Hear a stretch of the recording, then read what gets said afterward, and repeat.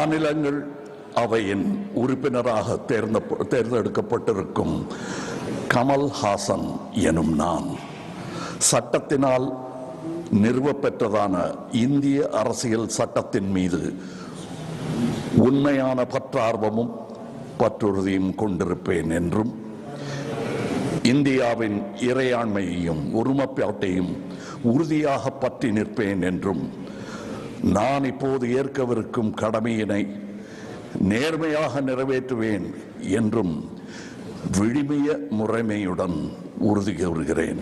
வணக்கம்.